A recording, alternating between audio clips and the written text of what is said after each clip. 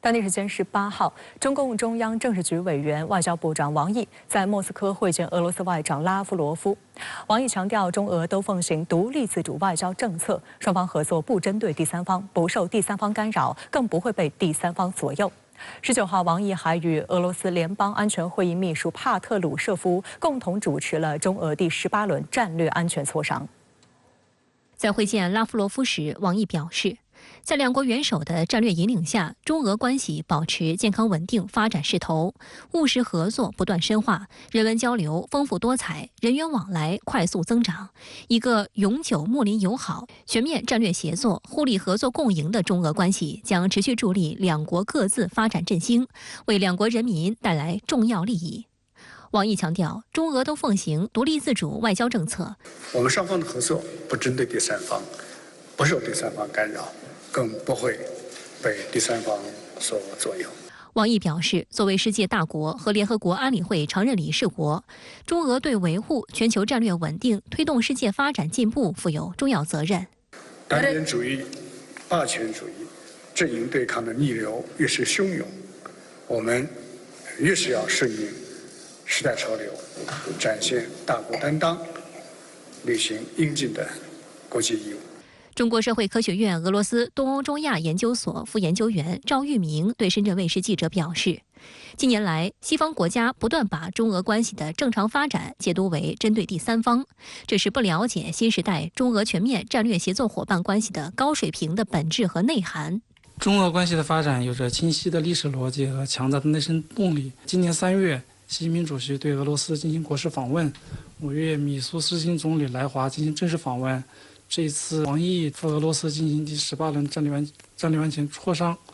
实际上这是充分证明两国关系的发展顶住了外部压力，处于正常的独立自主的这个沟通和交流合作当中。拉夫罗夫表示，今年3月，习近平主席成功访俄，并同普京总统举行重要会晤，为俄中关系的未来明确方向。针对国际局势发生的复杂剧烈变化，俄中要进一步加强在联合国、上海合作组织等多边框架内的协调协作，共同维护国际关系基本准则。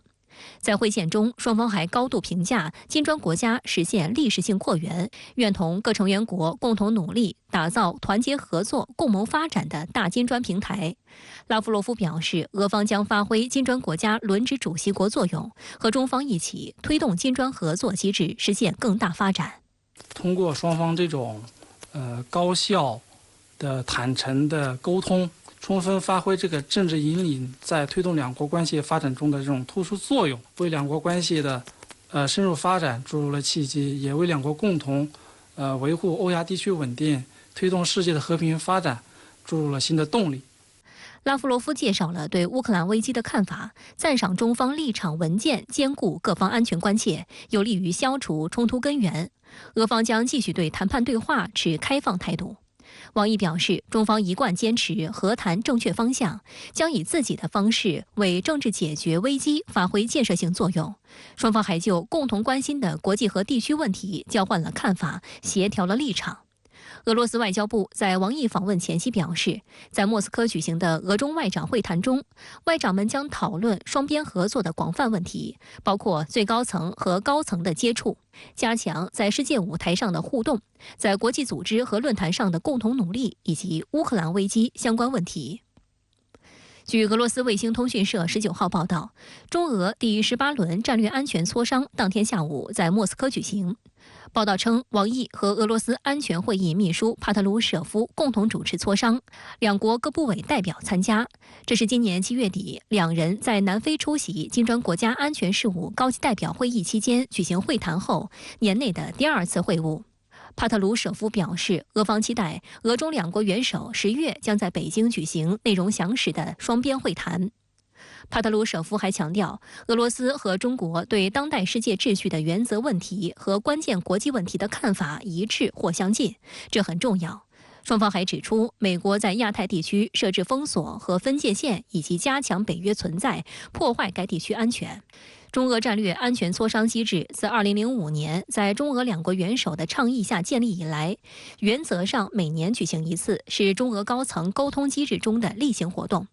有观察指，某种意义上，中俄关系从根本上影响着地区乃至整个国际社会的和平与稳定。当前乌克兰危机久拖未决，美日韩三国在东北亚地区异动频繁，新兴经济体群体性崛起，呼唤更加公正合理的国际秩序。在这些议题中，中俄作为具有全球影响力的两个大国，都发挥着举足轻重的作用，也拥有相似的战略安全利益。因此，中俄需要加强战略沟通和协调，确保在重大问题上能够步调一致，不仅有助于两国维护自身利益，更是对外界传达出两国坚定合作、共同应对的决心。在当前异常复杂的国际环境下，中俄高层此次沟通意义非凡。通过双方这种高效的坦诚的沟通，充分发挥这个政治引领在推动两国关系发展中的这种突出作用，为两国关系的深入发展注入了契机，也为两国共同维护欧亚地区稳定、推动世界的和平发展注入了新的动力。紧接着中美马耳他会晤，王毅在莫斯科会见了俄罗斯外长拉夫罗夫。那对此您又怎么看呢？王毅是应俄罗斯联邦安全会议秘书帕特鲁舍夫的邀请，进行中俄第18轮战略安全磋商，也是中俄战略安全磋商机制框架之下的例行活动。在此期间呢，王毅会见了拉夫罗夫。在最近几天，中美、中俄之间的外交活动比较频密。王毅以中央政治局委员、中央外办主任身份，在马耳他与美国总统国家安全事务助理沙利文举行长时间会谈之后，飞抵莫斯科举行中俄战略安全磋商。这是一系列外交活动的主线。外交活动的时间或者是有意安排，也可能是巧合。但是呢，需要关注的一个问题就是外交活动的时机，无论是否有意，时间点叠合在一起，会形成一种势头。最近1周左右，我们看到一连串引人关注的外交活动，包括朝俄领导人会晤、朝鲜领导人对俄罗斯进行较长时间的访问、中美和中俄国安高层会晤。还需要关注的是联大会议期间的一系列的外交活动。在单一的国际体系内呢，双边的外交活动会产生系统效应，影响到第三方。因此，应该以正确的大局观来分析和看待这一系列的外交活动。关于中俄关系的界定，王毅是这么说的：一个永久睦邻友好、全面战略协作、互利合作共赢的中俄关系将持续助力两国各自的发展振兴，为两国人民带来重要的利益。我们关注到呢，在3月份中俄元首会晤时，发展振兴成为中俄两国的重要的纽带，而此次永久睦邻友好也是非常值得关注的。中俄是邻国，邻居是不能选择的。永久睦邻友好也是中俄从历史中得出的重要的结论。稳定和发展中俄关系也是双方务实的选择。关于乌克兰危机，王毅重申了中国的一贯立场：中国还是坚持和谈的正确方向，以自己的方式为政治解决危机发挥建设性作用。俄乌战场态势还不明朗，两军之间的攻守呢还在继续，双方还没有准备进行和谈，因为彼此的诉求和立场相距甚远。中方在今年提出的政治解决乌克兰危机的立场文件得到了越来越多的关注和认可。俄乌冲突最终还是需要在谈判桌上解决。中俄两国都奉行独立自主外交政策，中方能够在和谈、政治解决的框架下发挥建设性作用，相信俄方也能够充分了解中方的立场和原则。在频密的外交活动背后呢，我们看到2种不同的逻辑，一种是阵营化的逻辑，另外一种就是通过积极外交活动推动国际体系动态平衡和渐进演化。反对阵营化和冷战回潮是中国的重要的外交目标，中方进行的密集的外交活动呢，也着眼于并且服务于这一目标。那我们看到最近中美之间有一系列的互动，那对此您有什么观察？观察中美关系需要有更加宽广的时空框架，有正确的历史观。习近平主席对中美民间交往和理解寄予厚望，重视中美友好的历史。中美关系已经远远超出了政府的层面，而是两个社会之间的交流互动。与此同时呢，国家副主席韩正在参加联合国大会期间与美国国务卿布林肯举行了会见，而中央外办主任王毅在马耳他与美国总统国家安全事务助理沙利文在2天内举行了多轮会谈，围绕稳定和改善中美关系进行了坦诚、实质性和建设性的战略沟通。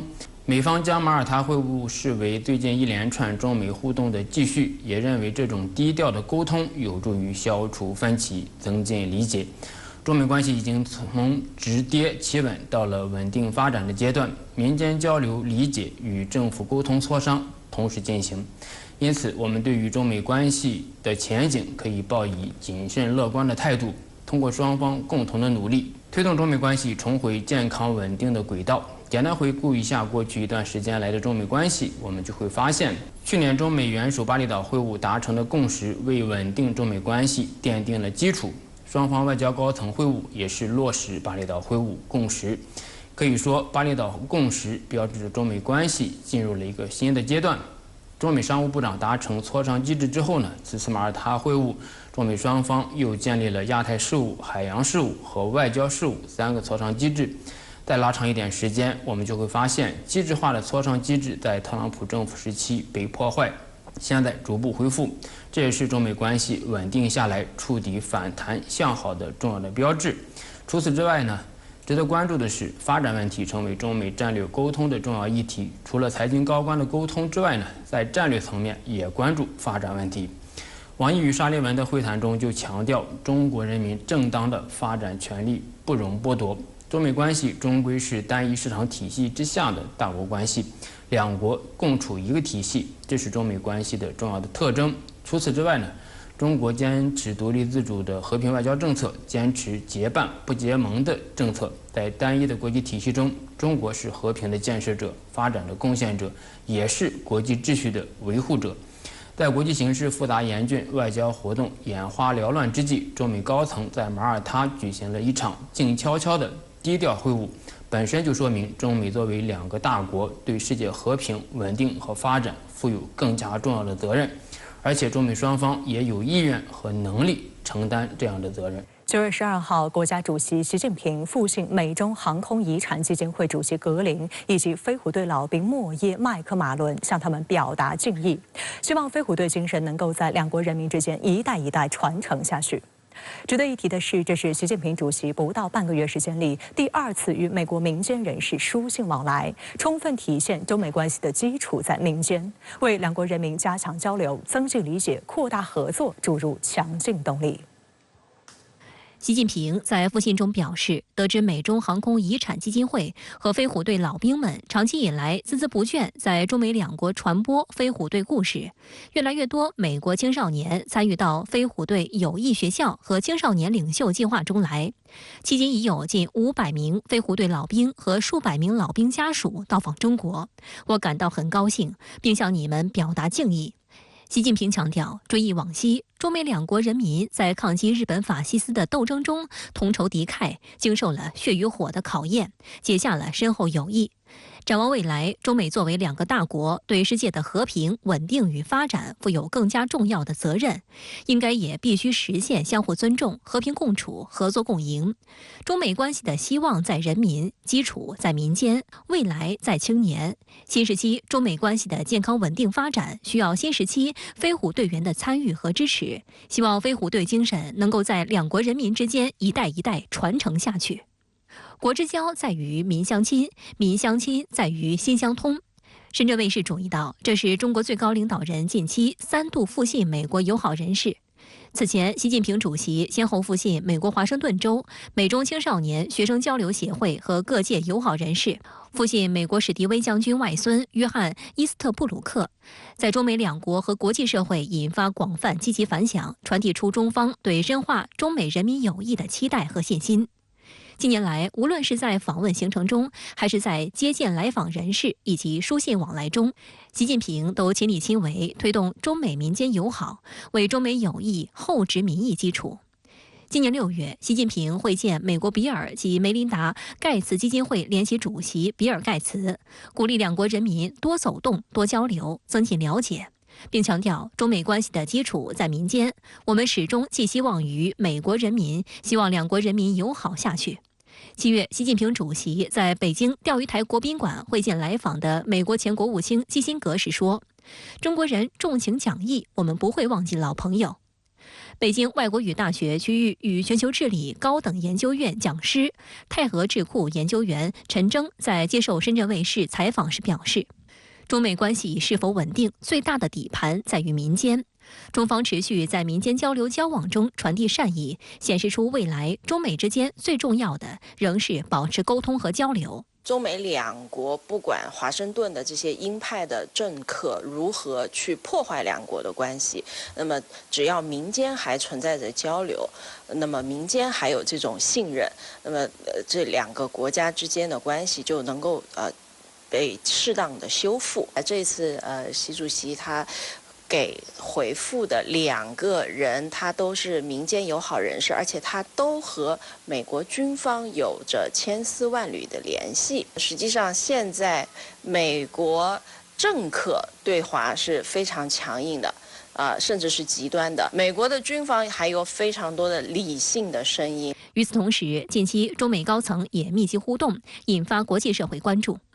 当地时间9月18号，国家副主席韩正在纽约出席联合国大会期间会见美国国务卿布林肯。韩正表示，健康稳定的中美关系既有利于两国，也有利于世界。中国的发展对美国是机遇而不是挑战，是增益而不是风险。双方完全可以相互成就，共同繁荣。中方对美政策保持连续性和稳定性，始终按照习近平主席提出的相互尊重、和平共处、合作共赢3原则看待和处理中美关系。当前，中美关系面临着诸多的困难和挑战，这确实需要我们双方进一步共同拿出诚意，相向而行，共同努力。我们中方也真诚希望美方能够以更加务实的行动来落实两国元首的共识，推动中美关系健康稳定的发展。布林肯表示，美方希望中国取得成功，继续推动世界经济增长，期待同中方加强沟通，管控分歧，推进合作，稳定发展美中关系。 From the perspective of the United States, face-to-face diplomacy is the best way to deal with areas where we disagree, and also the best way to explore areas of potential cooperation between us. The world expects us to responsibly manage our relationship. 外界注意到，中美两国对于此次在纽约会晤的消息都处理得较为低调。美国务院仅在会晤前一天的公开日程中预告了该会晤。中美在3天内2场重磅会晤被指对外释放重要信息。除了韩正与布林肯在纽约的会见，当地时间9月16号至17号，中共中央政治局委员、中央外办主任王毅在马耳他同美国总统国家安全事务助理沙利文举行多轮会晤，被美国全国广播公司等西方媒体形容为在中美关系面临各种经济和安全问题的关键时刻进行的会晤，是美国努力修复与中国严重紧张关系的重要一步。加上过去3个月以来，美国国务卿布林肯、财长耶伦、总统气候特使克里、商务部长雷蒙多等多名拜登政府高级官员相继访华，外界普遍认为，中美高密度的高层互动或令双边关系迎来止跌企稳的关键时刻。近期虽然呈现出来的是中美之间的高层有频繁的互动，但是如果我们去捋一下时间线的话，我觉得这个互动是来得太晚了。因为如果按照正常的顺序的话，应该是今年年初布林肯就应该访华，明年马上就进入美国的大选季了。所以实际上现在留给拜登政府的这些官员，他们去推动中美之间的，比如说一些部分的合作啊，这种操作的空间已经非常的有限了，就时间窗口现在已经非常的狭小了。那么他们能做的事情也是很有限的。那至于大家期待的中美关系能否止跌企稳？我个人觉得，可能中美关系一直是比较稳定的，在低位运行所以这个企稳止跌这个说法，我个人觉得还有待商榷。与此同时，中美高层近期密集会见引发西方媒体猜测，可能是为中美领导人在未来几个月内进行互动铺平道路。在近期2次中美高层会见的报道中，西方媒体普遍认为其讨论内容包括中美元首会面的可能性。事实上，虽然中美双方高层近期多次接触，为两国关系重回正轨传递积极信号，但与此同时，美国在一些领域，尤其是高科技领域，并未放弃对中国的围堵打压遏制。有观察认为，中美高层互动有助于两国关系稳定，但要持续推进中美关系改善，关键还在于美方能否将承诺落到实处。欧洲啊，或者说是世界上的其他的国家，从他们的立场上来看，他们当然希望中美能够合作，中美的关系有所缓和，因为这个世界有太多人类共同要面对的困难和挑战。如果继续沿着美国设计的这样一条道路，就是要去中国化，会给全世界其他的国家带来巨大的伤害。所以呢，任何其他的国家都希望的是，首先中美之间不要选边站队，第二，他们希望中美能够有所合作，只有中美合作了，才能够去解决一些人类共同面临的问题。台防部门统计，17号103架次解放军军机在台海周边活动，数量创历史新高。此外，解放军军舰也有活动，导致这一天全台空军导弹基地警铃没停过。岛内对解放军此举纷纷解读，有人认为是威慑台湾回应美国，也有观点认为是解放军常态化演练，未必是对台发出特殊政治信号。台防务部门统计，18号6时至19号6时止，发现解放军军机55架次、军舰7艘次在台海周边活动。其中27架次军机越过所谓海峡中线及其延伸线，包括12架次苏30战机、4架次歼16战机、10架次歼10战机、1架次无侦七无人机进入台方所谓西南空域。让台防务部门大感紧张的是，17号至18号早晨，台军发现解放军军机103架次出海活动，创下近年来单日架次最多纪录。台湾中时新闻网报道称，全台各空军基地与导弹部队一整天警铃声不断，全面进行所谓警戒。台防务部门发布的信息显示，17号6时到18号6时，相继有苏30、歼10、歼11、歼16战斗机和运油20加油机、空警500预警机进入台周边。主要活动区域在台湾海峡正面及西南空域，空警500和歼16战机更是远航到台东南海域。为什么都在台湾东南部的这个航级特别多？对，各位想一想啊，因为这一块空域够大，飞机啊100多架只能对一个战区，再多它容纳不下了，空间有限，你知道吗？所以它通常都在巴士海峡跟台湾东部这边演练。他把歼16跟预警机为什么绕到台东那边去了呢？对，那边就是拒止战争里面，如果说你美国的航母这些飞机要来，他把你撑在外面。那预警机主要是发现目标，对，歼16是打击目标，运16是干嘛？是接应你的打击部队，就是说攻击部队回来的时候加了油可以回去。大陆航空专家傅前绍认为，单日出动100多架次战机是一个相当规模的空中战役级别行动。从这次出动军机的情况看，种类很齐全，有战斗机、预警机和空中加油机等，都是解放军最新装备。这标志着我们绕台飞行，或者说台海地区的跨域飞行能力提升到了一个新阶段和新水平。各种各样的不同飞机来自不同的航空兵部队，综合显示了解放军在大规模空中联合作战或联合演训方面的能力也提高到了一个新的境界。解放军如此大规模的绕台行动震动了岛内，台防务部门罕见宣称，台军运用联合情监侦手段严密掌握，同步监控解放军防空、远火等部队动态。有台湾民众对台防务部门释放的消息表示担忧，也有民众对民进党当局渲染大陆威胁表示不满。赶快躲起来，就是会蛮紧张。如果真的要开战的话，那很不安全，很紧张吧？就是以前可能只有看战争电影才会看到的情节，好可怕哦，真的很可怕，真的。对，我不晓得我们这样成品的日子还可以过多久。讲那么多名词，抗中保台啊，什么什么的，我觉得都是政客在讲的。觉得应该有机会，现在科技那么进步，我觉得大家应该有机会好好坐下来协商。某政党就最会做选举啊，这没办法。你看最近选举，只要一到选举，各种新闻就会出现了。对于此次创纪录飞行，岛内学者也开启猜猜猜模式。有岛内防务专家认为，美国和韩国、加拿大在韩国仁川联合军演对北京有威胁性，因为黄海军演靠近解放军相关防卫区，大陆用军事行动威慑台湾，政治上也回应美方。台湾地区前外事官员介文吉则认为，解放军这次大规模演训有威慑美台勾连之意。因为美国最近对台湾宣布了几个军售，然后另外一方面呢，我们今天看到媒体上在报道，台湾在美国本土受训的军队已经到营级了，然后呢，在美国直接在接受美国军事长期的训练，这一切都是备战。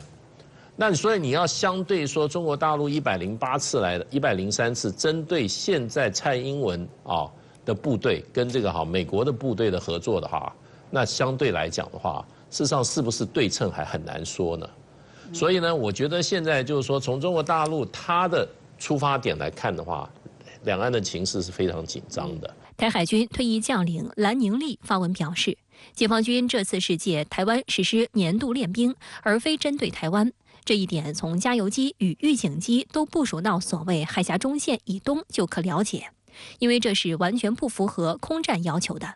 若针对台湾的话，绝对是在先期作战完全软化了台湾的防卫战力，即摧毁能源、后勤、直管与网络、电力体系后，才会出动战机做确证的摧毁。中国国民党智库副研究员接仲也认为，这不排除是解放军依照年度计划所实施的计划性演习，未必具有特定的政治针对性。他表示，每年7月到9月原本就是解放军各战区实施大规模跨军种演习的高峰期。随着解放军新装备加入、武力投射能量提升以及对实战化的强调，演习规模和强度原本就会逐渐增加。因此，先前在太平洋实施对抗演习的解放军海军编队已经陆续返航后，17号的解放军机群就有可能是依照年度计划所实施的演习。我个人认为，这次就是常态化的演练，就是按照我们中国人民解放军每年度的这个例行的演习来安排这一次的，就是台湾岛周边的这次演习。那么，我认为现在来说的话，我们中国人民解放军不会就是专门针对某一个时间点或者某些事件来组织这样的演习像俄军，他经常有一些他们叫突然性的这种战备检查，这就是可以很好的锻炼部队这种应急作战能力。那么现在我们中国人民解放军，尤其是我们这个东部战区各部队也应该具备这样一个能力，这样更好的应对未来的有可能突发的一些事件或者一些情况。最近1周多时间，解放军在台海周边区域进行大规模军演，军舰出动和军机出动都创了新高。那您认为这是针对谁呢？这次大规模的海空军演的目的呢，解放军尚未做出说明，但是从演习的规模、参演的军兵种、出动的各类战机战舰看呀，这次军演至少向外发出4重信号。第一呢，解放军做好了收复台湾的军事斗争准备，完全掌握制空权和制海权。解放军战机扰台飞行和战舰围台巡航规模呢在不断的增加，机群、机种和数量一次比一次多。台军呢几乎是无招架之力的，台独呢分裂势力呢也成了瓮中之鳖。第二，美国对解放军在台海的军事活动难以干预或者是制约，因此呢，美军最高将领、参联会主席米利承认，解放军呢已发展成多兵种现代化军队，美国呢要尽全力避免与中国的军事冲突。美国呀越支持台独，那么中国的反制动作就越大，或者呢迫使这个美国呀减少台美勾连。第三呢，通过军演，特别是解放军战机频频跨越台军生成的所谓这个海峡中线，更加凸显这个台湾呢是中国的一个省，台湾及台湾海峡都属于中国主权，不存在什么这个所谓的海峡中线。第四呀，台湾呢只能选择战略退让，台独势力呢注定会被压缩，美国干涉中国内政的图谋呢也得打消。美军最高将领参谋长联席会议主席马克·米利本月底将退休。他日前接受多家美国媒体采访，尤其是在17号接受美国有线电视新闻网采访时的涉华表述，受到外界广泛关注。他表示，美国应该尽最大努力避免与中国发生公开武装冲突。但随后他话锋一转，开始就台海局势发表不当言论，而对此，中国外交部早已进行过驳斥。 Is it possible that because it's a bit of a black box and we don't know a lot, that we tend to think our enemies are taller than they are? Absolutely. I mean, that's very possible, and the Chinese are not 10 feet tall. 米利此番略带调侃的话，一方面认为美方一定程度上高估了中国当前的军事力量，但他仍然渲染称中国希望在本世纪中叶达到或超过美国的军事能力。And if we stay still, if the United States stays still and the United States military stays still, and we don't modernize. Then there's a reasonable chance the Chinese would succeed in doing that. 主持人随即提到台湾问题，并指出台湾最有可能是中美冲突的爆点。而五角大楼曾就此进行过多轮兵棋推演，且几乎没有胜利过。不过，马克·米利却称美国完全有可能帮助台湾获胜，但与此同时，他也强调，华盛顿希望台海问题能够被和平解决。That's not the only option, by the way. 这并非米利首次针对台湾问题发表不当言论。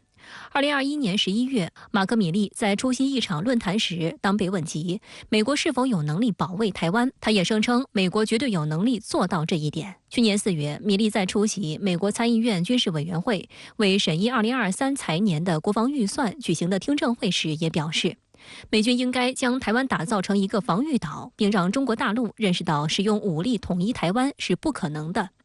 今年6月，米利在华盛顿新闻俱乐部上发表讲话时谈到了台湾问题，并表示2027年将是大陆攻台的窗口期。7月中旬，米利还号召美国盟友一起加快进度，提升台湾的所谓防御能力。深圳卫视梳理发现，米利的涉台言论在过去一段时间里大体一致，一方面不希望中美在台海问题上发生任何冲突，但另一方面却极力渲染台海紧张局势，以此实现其提高军费预算目标。然而，这番操作在中方看来十分矛盾，也非常危险。中国外交部发言人汪文斌曾作出针对性回应，表示，美方一段时间以来涉台消极错误言行不断，助长台独分裂势力嚣张气焰，助推了台海局势紧张。台湾问题事关中国主权和领土完整，涉及中国核心利益，任何人都不能低估中方捍卫国家主权和领土完整的坚定决心和意志。我们绝不允许任何人、任何势力以任何方式把台湾从祖国怀抱分裂出去。他的讲话有很多听众，一方面是在威慑中国，另一方面也是在安抚他的盟国，但与此同时呢，他又表示希望避免与中国冲突，他也是在警告台湾不要去主动挑衅，美国在发生冲突的时候不一定会过来保护你们。美军参谋长联席会议主席是美国军队的最高阶军官，担任总统、国防部长和国家安全委员会的最高军事顾问。虽然参联会并不指挥军队，但参联会主席在所有重大军事议题中都发挥了关键作用，包括决定政策、就重大作战行动提供建议等。因此，谁将接任马克·米利参联会主席的位置，以及其对华态度如何，也引发关注。早前，美国总统拜登已提名空军参谋长查尔斯·布朗接替米利。美联社称，现年61岁的布朗是职业飞行员，曾驾驶 F-16战斗机，有3000多小时的飞行经验。布朗曾就职于美太平洋空军，对中国十分了解。在其担任美国空军最高将领期间，致力于投身应对中国在网络战、太空、核武器和高超音速武器等各领域的崛起。今年7月11号，在其提名听证会上，布朗不出意外地继续渲染所谓中国威胁，将中国列为美国5大国家安全挑战之一。针对台海议题，布朗也延续了美方的一贯论调，继续强调要提升台湾的防御能力。不过并未就此进一步展开，但也有观察认为，因为美国国会内部反华议员比重较高，而且他们掌握着包括参联会主席等高级官员的人事变动大权，因此美方高级官员在国会听证会上发表激进言论，也有迎合国会内反华政客观点之嫌。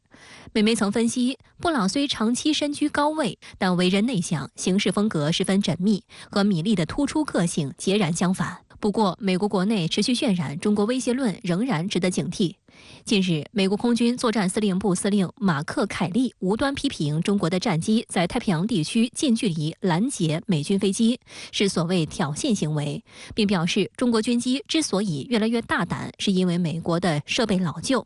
因此，凯利认为美国应该进一步升级战机，以赢得与中国的竞争，甚至是可能的对抗。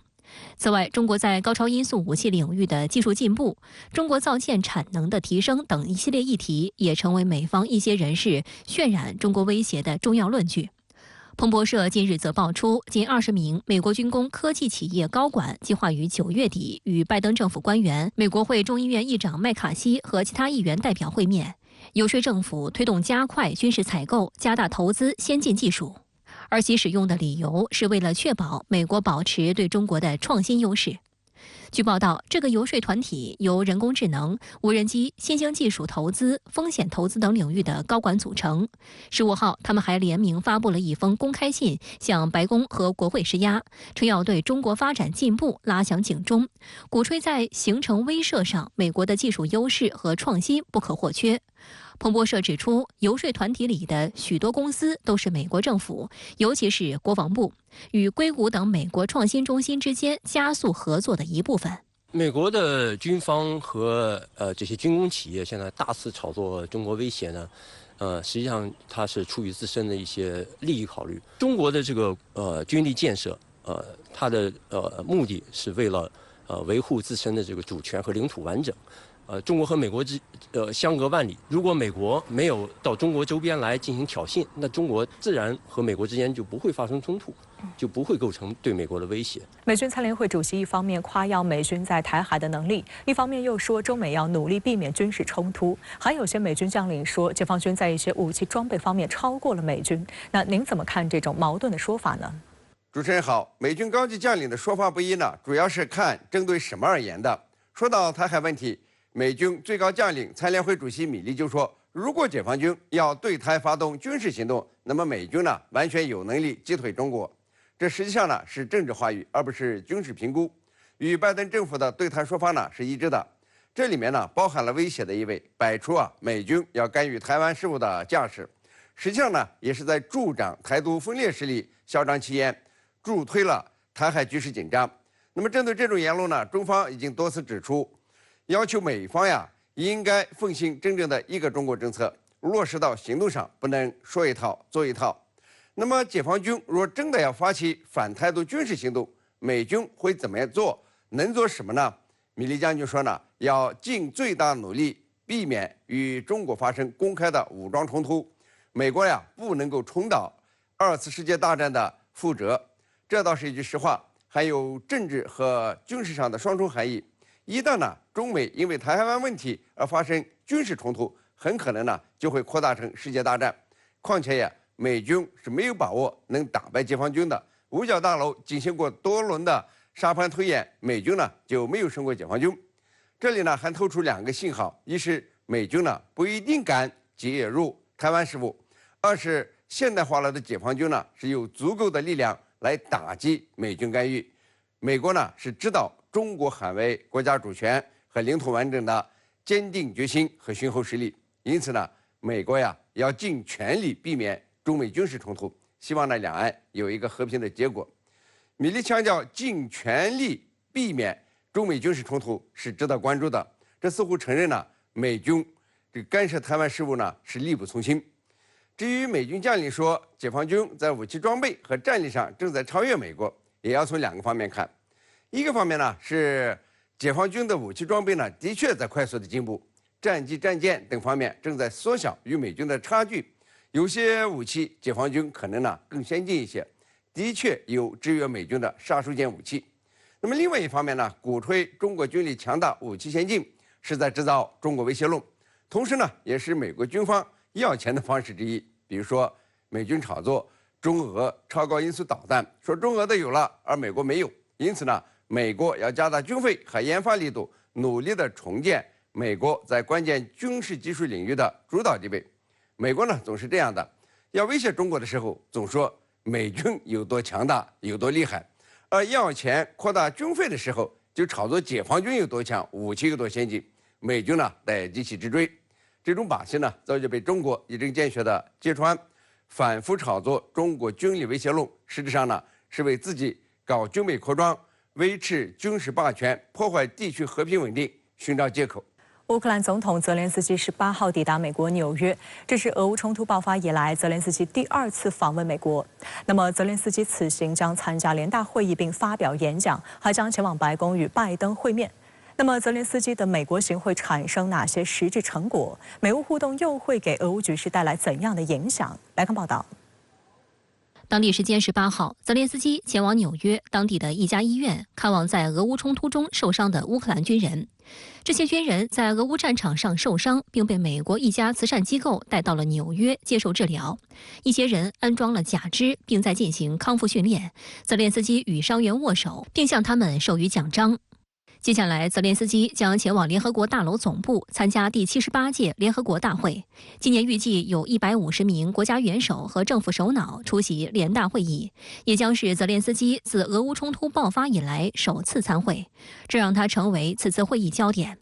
据报道，泽连斯基将于当地时间19号在联合国大会上发表讲话，并将于20号在安理会关于乌克兰问题的会议上发言，呼吁向乌提供更多支持。外界预测，届时他可能会与俄罗斯外长拉夫罗夫同席。法新社援引国际危机组织驻联合国负责人高恩的话报道称，泽连斯基不得不谨慎行事，如果他太过强硬，可能会将这个机会转变为一场外交危机。那么在此过程中呢，他还会见到其他的国家的一些领导人，这实际上对于他的这个外交来说，应当说是一石多鸟，不只是见了美国的这个领导人，还能和其他的包括巴西啊、其他的这些国家加强沟通。那么也是对于乌克兰的援助会有一个这样一个正面的吧，或者说是一个积极的作用，这是他主要的一个诉求。出席联大会议之后，泽连斯基还将于21号前往华盛顿与美国总统拜登会面。此外，他还将会见美国议员，寻求美方的进一步军援，也是绕不开的话题。乌克兰国防部18号表示，过去1周，乌军解放了巴赫穆特附近2平方公里和南部前线5.2平方公里的领土。法新社称，泽连斯基在准备赴美之际，战场的捷报对他而言尤其重要。俄罗斯观点报也指出，乌方宣称反攻取得进展，实际是有利于增加泽连斯基向美国寻求新军援的筹码。日前，泽连斯基接受美国哥伦比亚广播公司60分钟节目采访，记者提到，美国已向乌提供700亿美元军援，并追问乌方是否还希望得到更多时，泽连斯基表示，这取决于全世界想怎么做。Look, if Ukraine falls, what will happen in 10 years? Just think about it. If the Russians reach Poland, what's next? A third world war?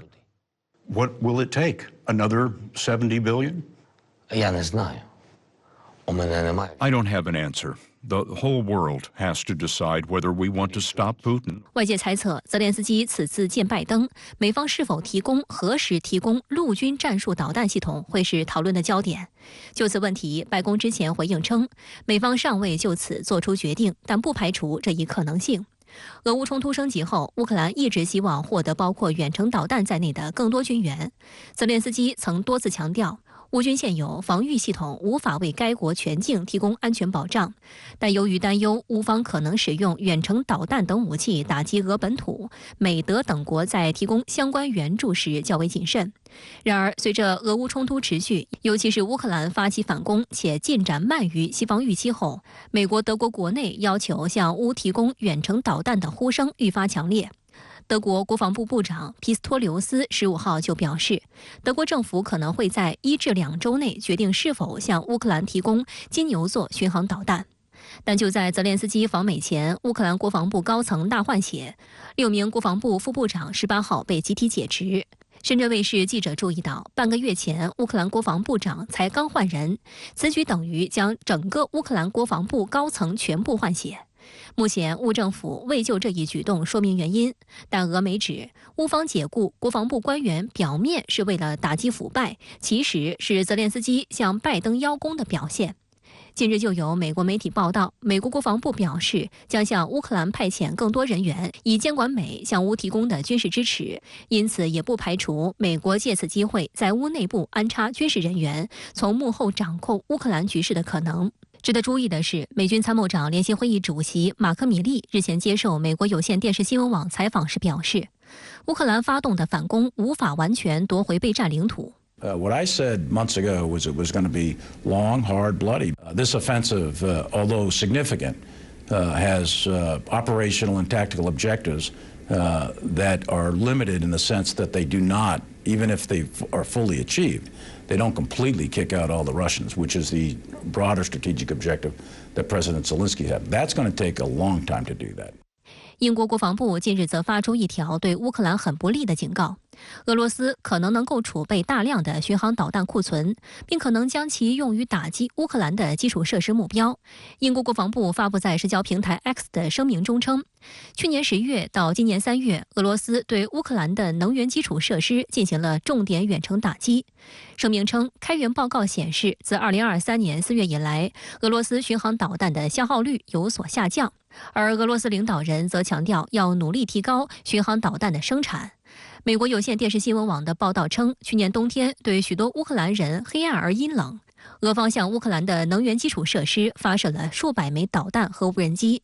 去年10月，乌克兰约40%的电力供应一度中断。可能在战场上，因为这个受制于天气的原因，可能很难有这种大的突破。但是，利用这种高精度的或者是远程的武器，对对方的